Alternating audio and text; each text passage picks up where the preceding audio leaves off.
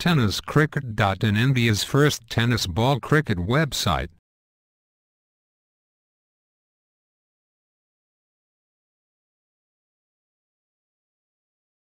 Try गोलंदाजीसाठी सज्ज होतोय. पुढचा चेंडू आडव्या बॅटने चेंडू खेळण्याचा प्रयत्न स्क्वेअर लेग झोन मध्ये जातोय. एक धाव मिळेल. एका धावेने संघाची धावसंख्या.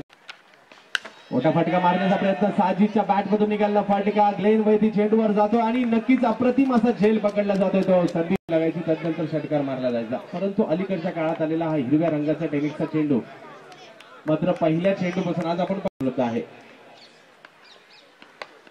आडव्या बॅटने चेंडू फटकावण्याचा प्रयत्न क्षेत्ररक्षक चेंडूवर येतोय ग्लेन वैदी आणि एक धाव पूर्ण. दुसऱ्या धावेचा प्रयत्न या ठिकाणी केला जातोय आणि तोपर्यंत दुसरी धाव देखील पूर्ण केली जाते. संदीप उलटास्पदा चेंडू कव्हरच्या झोन मध्ये योगेश वैद्यकडे चेंडू जातोय. एक धाव मिळेल. या संपूर्ण संघात जर पाहिजे झालं तर महाराष्ट्र बड़ा शॉट, फिर एक बार गैप पे खेला हुआ शॉट, लॉन्ग बॉल के बीच से एक रन पूरा दिया ना कहा.